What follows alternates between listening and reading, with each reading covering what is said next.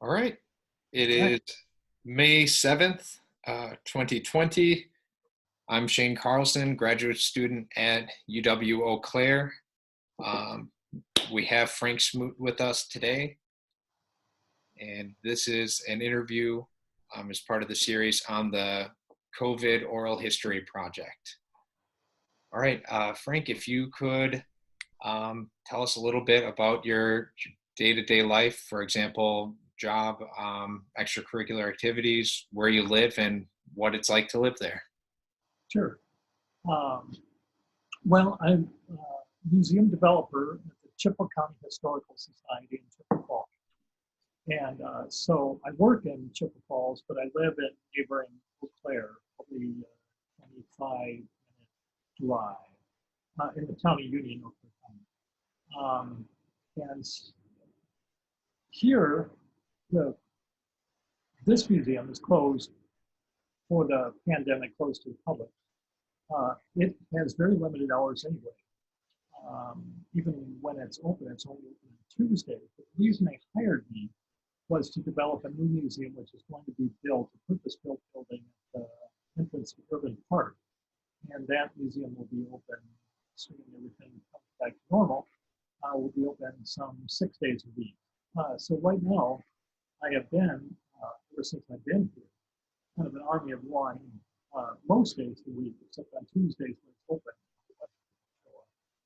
Um, so one of the things that's probably different in my experience than maybe in most people's is that my work life hasn't changed very much at all.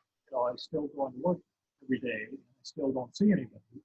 And so that was true before the state shutdown, before the Safer at Home was instituted, and still true now. So, but actually, that part of it doesn't feel much different, except nobody comes in on Tuesday. It doesn't feel much different than it did before the pandemic caused the state shutdown. And also, weirdly enough, just a quick coincidence, I had moved back from Oregon to Wisconsin to try to keep my mom out of memory care as long as I could. And that worked for quite a while. But she was slipping badly and had instant hit going to hospital back home. And that was in February 4th. And so this was before the Sacred Home. So I had been kind of tied to my home life, making breakfast for her, leaving for work, and then getting some people in to make lunch for her during the day, coming back in the evening, taking care of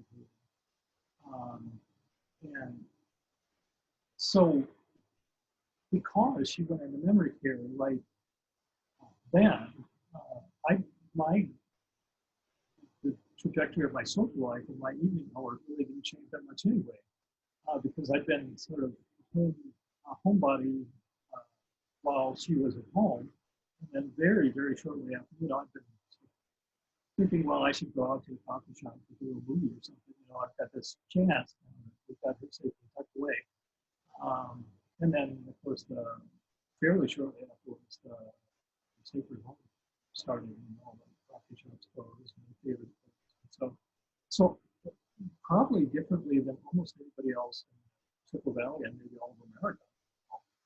My life actually hasn't changed tremendously for a couple of different related.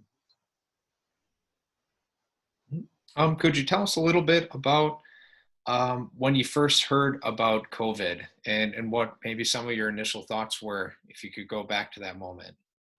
Yeah, I've been hearing the news coming out of Wuhan, and there was a fellow who is an independent filmmaker and was uploading videos, apparently not his own, which was something of a kerfuffle, but he was uploading videos coming out of Wuhan, a fellow named Max Howard, starting early. The first I remember was probably January.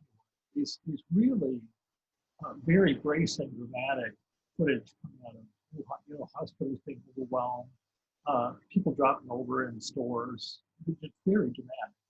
And so that seemed to me that it was a much bigger deal than we were thinking about in this country. You know, a lot of the thinking here was that this was a China problem.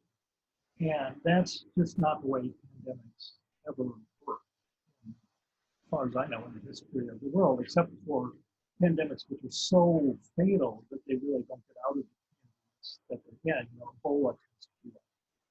What it's so fatal that it will just exterminate a community, but not go very far beyond it because everybody dies. And but this, it seemed like it would be like other pandemics that would spread. And then we started hearing news. I started hearing about the really severe actions that China was taking, which I thought were probably warranted.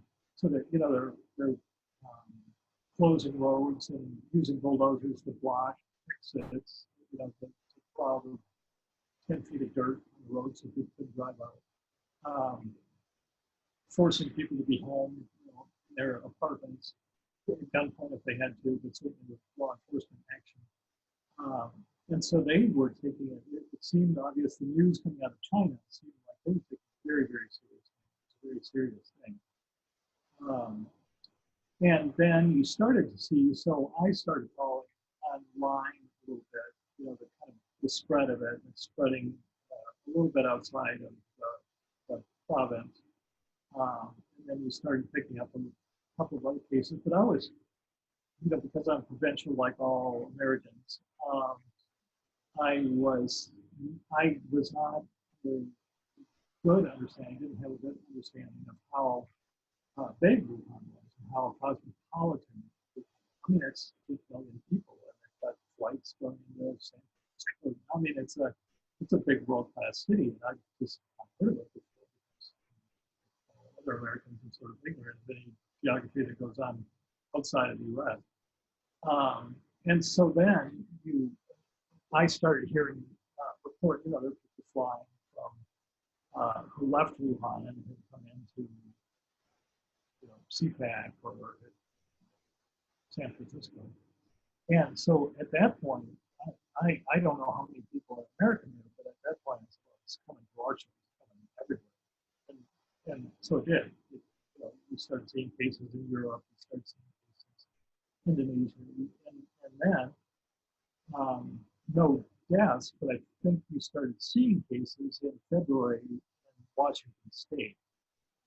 So sort of around, you know, and those people had and then of course there was the sort of the big first news that kind of broke into, I think, the mainstream consciousness was when was it Princess Cruise Line, whatever cruise ship, anyway, you know, that was sequestered because there were people who were infected with the virus on that, and that's when we got the reports from the Trump White House that, well, no, we're just going to keep on the ship because we don't want our numbers to go up. Well, that's not the way pandemics work. And it's, you know, that was an unrealistic, ignorant expectation, and one of many crises. But so from that point, I had some expectation that we'd be affected, but I really didn't know that the country would be affected to the point that it has. And it's pretty clear that their communities are changing all around the U.S. And you know, a year ago, I don't think anybody could have seen this coming or imagined what life would look like now. But could you speak a little bit on how COVID has impacted your community specifically? Yeah, one of the things that's, I mean, I talk to people about this, that probably the biggest feeling is the most indefinite. There's a feeling of weariness around. You know, I drive to work every day at a time of day when most people do. And I drive home at a time when most people do. so I spent half a year or more going and seeing a lot of cars on the road here and there, and people stop to get gas and go to the grocery store. I was one of those commuters who did that. And now, when I drive to work, there's still cars on the road, um, but a lot of places, a lot of establishments, businesses closed.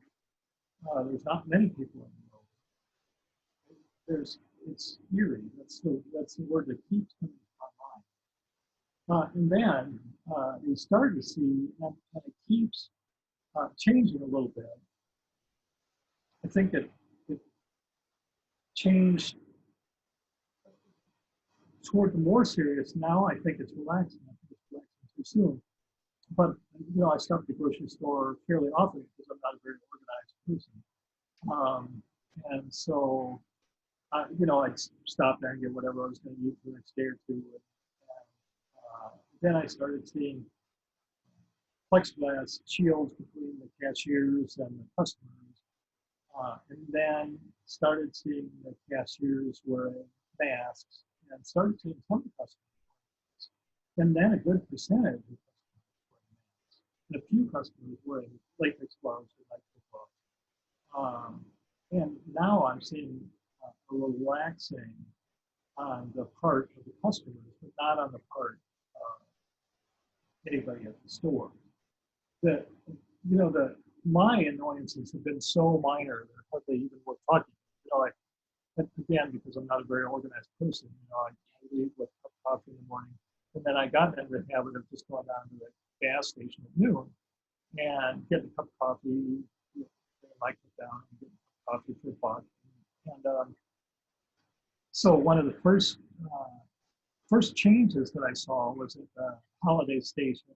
You couldn't come, they had push pots for coffee and they take those away, so you couldn't get coffee. So then I buy Starbucks cold coffee and come back and think, well, I've got to change my habits a little bit. So we broke out the coffee maker here and started making coffee here. But that was one of those changes that's just a little detail of life, but it makes a memory. That wow, I can't go in the gas station and get coffee. Mm-hmm. Could you speak to the role of maybe quarantine and self-isolation and flattening the curve? I know there are a lot of phrases that are being thrown around right now in the media, and citizens are getting a pretty good understanding of what is expected of them. But how do you see those playing out in the community? Well, I think, and I only have a little bit of anecdotal evidence for this, but some people understand why. You're right. We've gotten these terms: social distancing, and flattening the curve, quarantine, and safer at home, and people understand what those terms mean, but I'm not sure that they understand why that. I get the idea from people that they think that this is going to stop the virus, and it's not going to stop the virus. The vaccine will stop the virus. The reason that we're doing this, the reason we're doing the distancing, the reason that we're doing quarantine, safer at home, is so that hospitals don't get overwhelmed and people die on the street or die at home. It doesn't necessarily lower the total number of cases. It just means that there won't be so many cases at one time that the health system is overwhelmed. And I don't know that people are understanding that. I don't know that they're taking it seriously. One of the things that is true is that the virus is patient and adaptive, and people are impatient and dismissive. And that's a very bad recipe because now when we start relaxing our guard, and especially as the virus leaves, all these pandemics, they come into cities that are in the past, port cities, or cities with great concentrations where there's a lot of travel, and as we know more about COVID-19, a lot of it wasn't actually coming directly from China; it was coming from Europe, and that's why New York got hit so hard because everybody flies in New York. 8 million people, well, a million of them from somewhere else at any given time. Right? And so then, you see that, right? It comes into CPAC, into New York. It comes into Miami. It comes into Louisiana. And as it's filtering out, we're seeing a big change in what areas are being hit hardest. New York's been hit tremendously hard. But a couple of days ago, New York State was not the top state in the country. It was the third highest state. And so cases are actually going down in New York. It makes it look like cases are going down in the country because New York had so many more cases than anybody else. But the number of cases hasn't actually gone down. It's just that 89% of them were outside of New York State. And I think that's the thing that people aren't understanding, is that like all pandemics, it's creeping out from the big cities into other areas of the country. So this area of the country, which we don't think about it because we live here, but is actually fairly remote. Eau Claire is the largest city within 90 miles, and it's only 60,000. And the next largest cities are Chippewa Falls and Menominee, and they're 15,000. So we're really quite a rural area. And everything takes longer to come to us. Right? Fashion takes longer. News, it used to be news. And the same is true of the pandemic. It has yet to reach. It may not be as bad because we're not as we don't live in such a compact way where we're already social distancing, we're already safe. But it doesn't mean it's not coming. Yeah, and there seems to be some disparities in information, and you've kind of hinted at this in how people are seeing this and growing impatient, as you said. I think it's important that as we collect these oral histories, we see where our interviewees are getting their information from. Could you speak on where you primarily get your sources of information from, and what role you see sources and information playing in this brave new world? Sure. I'm a digital online subscriber to the Washington Post. I'm also a digital subscriber to The Guardian. Was until recently the New York Times. And then I follow some Twitter accounts that really, I think, responsible accounts, people who, not just the blue checkmark people, those guys can be insane too, but people who are, former FBI, former health department, follow bombers. So I get some of my news off of Twitter, but I try to distinguish between disinformation. And then I do get the Oak Letter Telegram print edition at home, but I don't look at it too much because, like everybody else, I'm a jerk and have abandoned local news information. That's why I do it. But I do check a little bit online to WQOW, which is a local ABC affiliate, AAU, which is the local NBC affiliate. I don't follow them on the TV, but I follow them on the internet a little bit.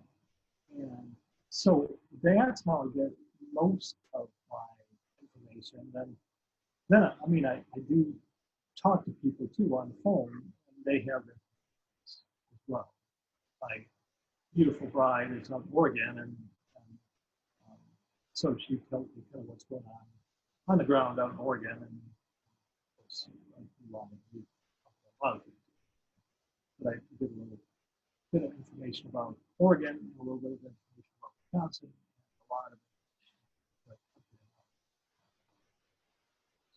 Could you speak a little more about your, so with your wife being out in Oregon, um, I know before you had said that you're being impacted in kind of a unique way, and that your daily life really isn't changing.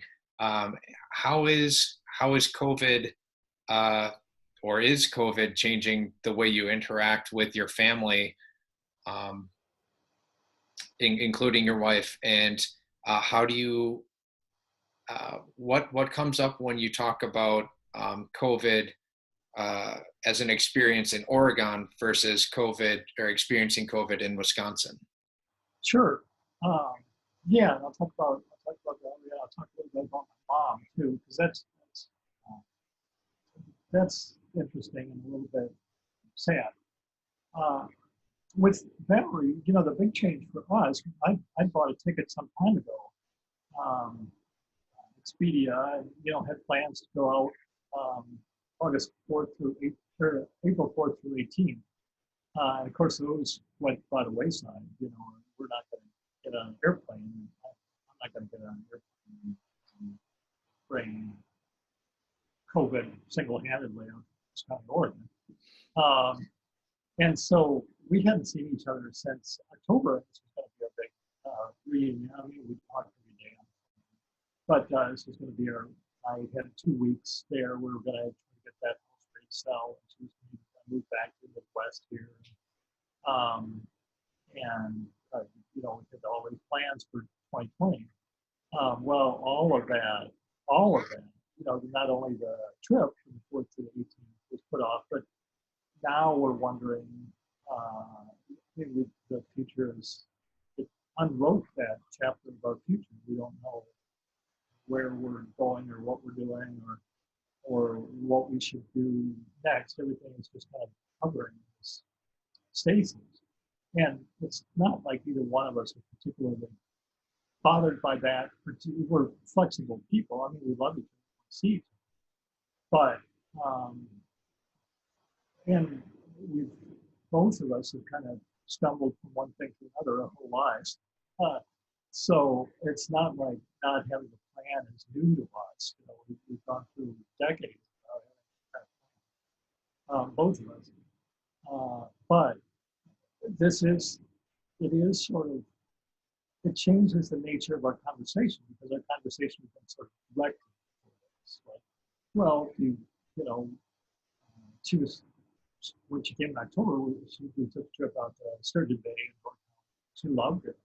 She thought it was the best part of the Midwest that she'd ever seen. So, maybe she'd live there and I'd stay in Chippewa and then I could drive back for the weekend. So instead of 4 times a year seeing each other, I could see her every week. That's all been put on hold. And we don't know what's in the future. So that has changed, not our relationship. We're strong, we love each other. But it seems the nature of our discourse and what we talk about, we don't know. With my mom, it's quite different. The memory care center, which you got in, like I said, coincidentally, before the pandemic really erupted, shut down early, which was good. Nobody there is sick. Everybody there is safe. But she's at the point in her cognitive decline that she does not understand. She understands at the moment you're talking to her that I can't visit today because there's a big virus out there and nobody can help the place. But that resets every day, and so every day I have a conversation with her. She calls up, or I call, and she says, "Well, I don't know where I am, but I just need you to know that that I need to be picked up, and I'm done here, and so I want to go home. Well, you can't go home because there's a big virus sometimes. So I go through that every day. But if you're safe there, and I'll tell everybody, where you are and that you're safe, and they'll be getting you dinner at about 45. You'll be all right. So you can just stay there. It's perfectly fine. And then the next day, it's Groundhog Day. It's the same conversation. Um, and I think at the end of the conversation, you sort of reassured. One of the things that it took me a long time to figure out was one of the sources of agitation was that she didn't think that the people in her life knew where she was. And I thought it was that she desperately wanted to get out of memory care and go home. But she just wanted to know people that because she was there, that people might be troubled. They might be worried because they didn't know where she was. And once I figured that out, then that was a big key to making her calm and making her happy. But still, I've been going in there to kind of get her transition. I've been stopping over there every evening after work and having dinner over there with her. And I can't do that. We're barred from going into it. And so I was quite lucky, and she was lucky, I think, that we had that time before the shutdown order, that she could kind of get used to that environment and sort of make her home there a little bit. I'm just glad that she didn't go in 2 weeks later and have such an abrupt transition. I was able to go there every day for several weeks and make sure that she felt like this was kind of her place. I'm not sure that she feels that way now, but I think she feels that way as much as she can. So that's been one of the things about the COVID that's probably been the most sort of not disruptive, but disconcerting is not knowing, some people there, they stand outside the window and wave at people and talk to people. I just have a great feeling that would unnerve her, frighten her, agitate her, and then she'd wonder why I couldn't come in.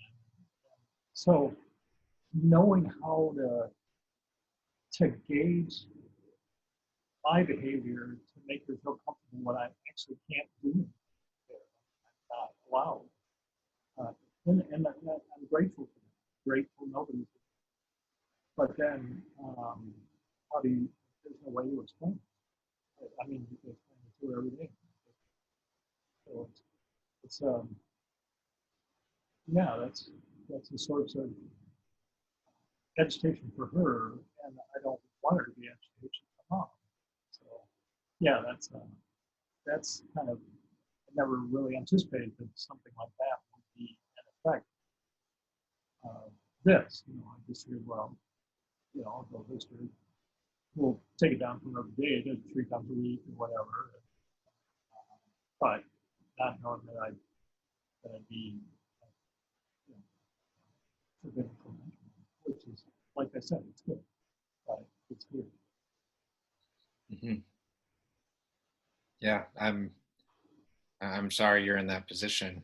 That's but like you said, it's good. There's some silver lining that she was there before COVID really broke out, and that you understand how to adjust your role to the situation and understand how to meet her needs. I hope so. Yeah. Yeah. I think there is in many different ways a lot of that throughout society where I know just with my teacher friends, we're trying to find ways to meet student needs Sure. and keep it as normal as possible. But one of the hardest things is identifying those needs and trying to understand how students are experiencing it. But I suppose that same thing must be happening, across the social spectrum. as far with all types of relationships. Sure, when somebody's, how do you explain it to a 4-year-old that they can't see a grandma? How do you explain it to a person in prison? How do you explain it to a person with memory deficit? How do for all of us, it's frustrating enough, but if we don't have, all we have is a bunch of impatience and selfishness. We could understand it if we let ourselves, right? Mm-hmm. But a lot of people are not in that position. They're too young or in a place where they can't make adjustments. Or, yeah, it's a lot of people, people like you and I. Mm-hmm. And we haven't really talked about this much yet, but I was wondering if you could describe how local, state, and federal leaders have responded to the crisis, and for better and worse. Sure. Well, one of the things that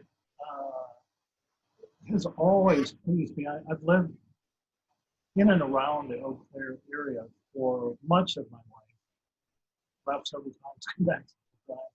Can't ever seem to really get away. And one of the things that's pleased me ever since I was a kid is that for a long time, much longer than most communities in the country, the city county of Eau Claire has had a combined, so probably 70 years they've had a combined city county health department. So they've always had a very robust response to any crisis. One of the things that happened, this is 40 years ago now. But there was an outbreak of Legionnaire's disease, one of the really fairly early outbreaks right here in Eau Claire at a hotel that's not been put out. Probably 3 years after the first outbreak that was actually named Legionnaire's disease. And they did a whole tracing of how it came to be. This was the first time, as far as I know, this was the first time in the country that they've actually done contact tracing through credit cards to find out what events these people had signed up for, where they'd gone to get food or whatever, and found out that they'd all been, none of them had stayed in this hotel, but they'd all been to a meeting in a particular room. And then they did contact tracing and found out that the Legionnaire's disease had come from water cooler up on the roof of this hotel. So, I mean, it's like CSI Eau Claire. And they've always had that kind of response, here. And so that's been gratifying. You get a lot of straight, good news out of, they talk to reporters who then, talk to us. And so if you check the Later Telegram, if you check WQOW, WEAU, you get good local news. And the pandemic hasn't been so bad here so far.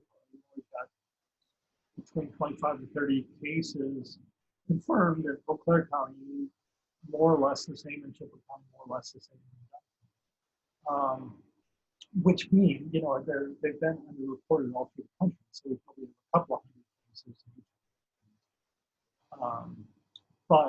So I think the local response has been good. We've gotten good information. It's been clear. I think a lot of businesses are taking their cues from the local and state government. And you see it at Walmart, you see it at the grocery stores. You're supposed to take apart so you add distance between people. That's coming from government. And so I'm pleased with that. I'm pleased with the state of Wisconsin. I'm pleased that we have Governor Evers. He's faced a great deal, I think, of resistance on all fronts from the assembly, but he's a tough guy and holding his own. And I think keeping Wisconsin as safe as we can, like every other state in the country, places with a higher concentration of population in the state are the places that are harder hit. So we're seeing really pretty hard hit in Dane County around Madison, really pretty hard hit around Milwaukee. But So I'm pleased with the state response to it. I think the states have had to pick up. Some states have been doing well, and some states have been doing not well. But the reason they've all had to pick up so much slack is because the federal response has been atrocious. It's not only been useless, it's counterproductive. Um, I'm not surprised, but I'm horrified at the federal response. I mean, it's been grotesque. It's, I can't. I don't think stronger word. It's the reason we have more cases in this country than anywhere else in the world is a failure of federal response, and it's ghastly. So I feel lucky to live in Wisconsin, and I feel lucky to live in Eau Claire and work in Chippewa. But I think the United States has been really long on this, and I think it's because of the lack of the grotesque nature of the federal response. As far as what implications there are for the future, do you see this changing the nature of I guess how businesses operate, or what differences do you think COVID might have on how we conduct, our everyday activities? Well, as I said the other day, and I'll repeat it. The historians are sort of loath to try to guess the future. That's not what we do. That's the opposite of what we do. We try to figure out how we got here to the present. So we try to figure out the past. But one thing that historians try to do is prepare people for the future, and whatever future they come. And but since you asked, I'll try to see what I see as the kind of present situation where that might take us.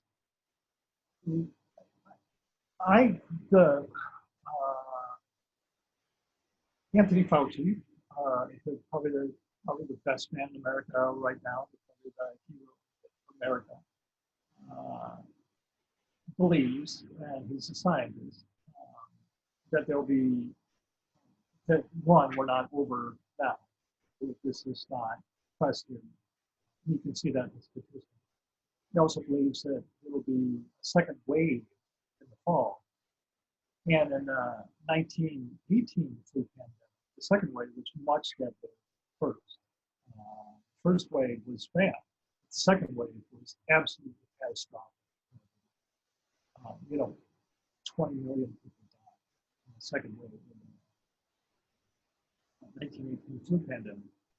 So I think we're relaxing too soon, we're opening up too soon, particularly a lot of states are. And one of the things that we didn't have the advantage, we never learn anything. Americans don't like to learn things from their history. Go blindly on and do things the way they did in the last time.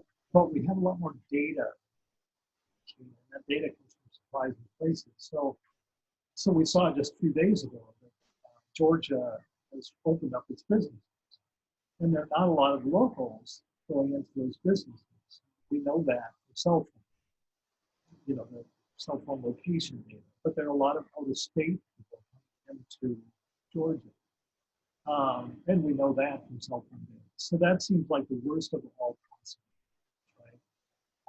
That people because Georgia's opening up, and other people know it, they're coming in there, they're bringing infections with them, or they're taking infections home, they're spreading it out again, because we're closing down unevenly, and we're opening up unevenly, and people are traveling around. And so, it's like if you dump vodka in one half of your punch bowl, that doesn't help, right? It doesn't keep the other half of your punch bowl non-alcoholic. But we can't force disease like that. We're not, it's an American territory. It's kind of assessment. We're just always thoughtlessly optimistic about everything. That's an American territory. That's been for the 60s. White people have settled it. So, so I predict that there will be another wave in the fall. We'll see if I'm right. And I predict it'll be worse. I predict that our numbers won't go down for the whole country, but they'll keep changing in areas. So we'll have 25,000 new cases a day and 3,000 new deaths, but they'll be in different areas of the country every month until fall when it gets really bad. I think at that point, when people are going to be really gun shy for a very long time about things that they were quite used to before. One of the things that we worried about a little bit, but not very much, was the idea that you might fall victim to a mass shooting. You know, we've had a couple of, not only in schools, but at, you know, big concert events in Las Vegas, so people, I think, have crept into people's mind space, but I think this will really, especially by the end of the fall, it'll be a long time before people go back into a big arena with 10,000. It'll be a long time. I think people will, I hope, slowly start to engage with restaurants again. You know, we've gotten away for over the last, well, since World War II, away from going into cooking at home. And as we got busier and as we were doubling from families, and, so we got used to just now, so we just get something, eats it in the car on the way back to work. So, and people are still doing that a little bit, but it also got used to going out to eat instead of cooking at home. I think people will be a little bit scared. One of the changes that I don't know if it's going to stick. If it did, it would be a really big change, really big. Is that because the federal government's response has been so ghastly, you see a bunch of states organizing themselves. You see these collectives of states in the Northeast, states in New England, Northeast, states on the West Coast. And they're doing that in order to get an economy of scale and also to get protection from the federal government's incompetence. So you're actually seeing governors who are ordering supplies, N95 masks and tests internationally, and then having to hide them from being commandeered by the federal government, being stolen. But they're forming these collectives. So there's Midwest collective, Northeast collective, West Coast collective. That harkens back way back in our history, you know, back to the colonies.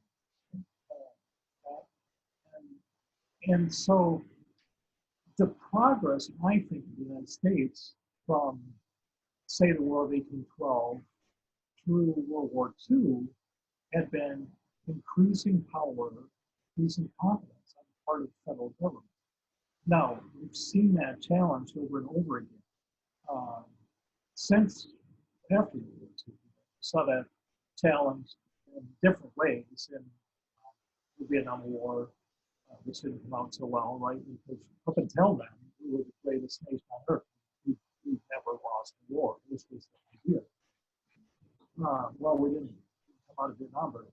We had Watergate right after that. We had a series of sort of ideas come to the forefront. The government shouldn't be as big as it had been. So we had the Reagan Revolution.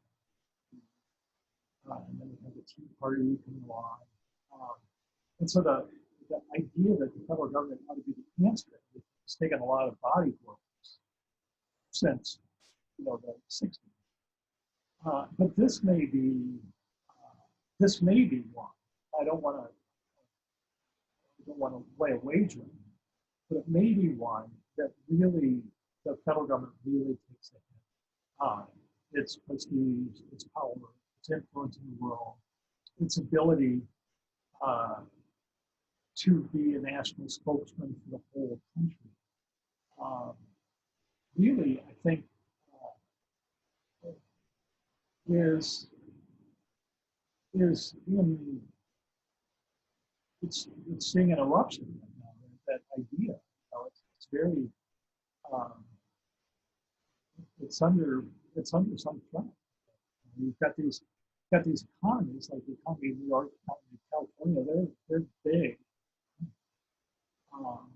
and if as they organize, as Washington, Oregon, California organize, what is going to be the role of the federal government? How how does the federal government respond to things that it needs to respond to? I think that's one of those things that might just pass as soon as the virus, but it's one of those things that I think has the potential to change the character that we stand instead of saying, we're all standing New Orleans strong, right, or Boston strong, all of these things, wherever you're from. Then we think, well, that crisis didn't have anything to do with us. That's south of the Mason-Dixon line. We're California, we're the West Coast collective. So you guys solve it yourselves. I think that idea doesn't take root. It's in the air right now. The seed's been planted, but whether it takes root, that I think could be the really, besides the idea that it's going to be hard for people to imagine going back into a mall. It's going to be hard to imagine going back into a theater. It's going to be hard to imagine going back into a big concert.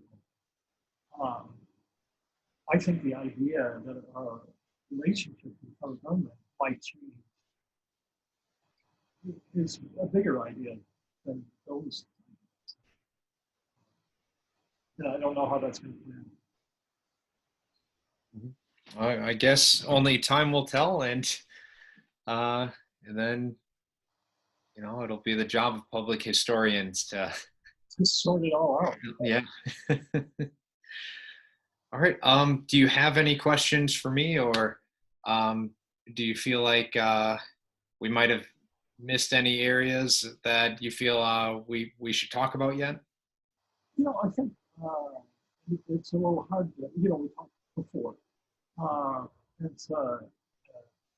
I think we went over most of the same stuff, maybe not the same thing. I think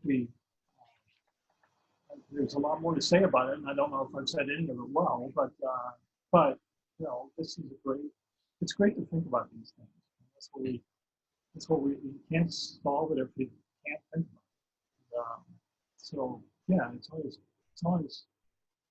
it helps me think through things too when I talk to people, and I'm glad to be part of the project. And I'm sorry your semester took a left turn, and I know Urban Park is, but this is this whole project, which you had said the other time, was not only campus-wide but nationwide and international. And this will add to our collective knowledge of this area. That doesn't matter so much for us, but when you think back to 1918 and trying to put that story back together, why you wish you had documents more. You never can have enough documents. You're going to be part of something that will be around long, which is amazing.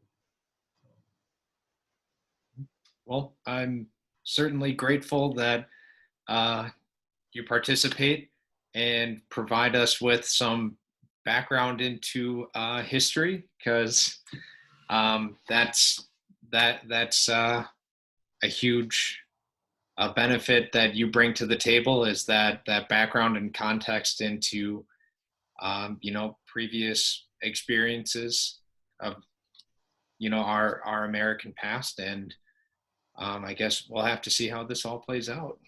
Yeah, we will. There's no question. Yeah, one thing that I think it was Churchill who said, "So if you're going through hell, keep going." Mm-hmm. And it seems like everything else he said was both funny and smart. So I guess we remember that one. Mhm. All right. Well, I'll stop the recording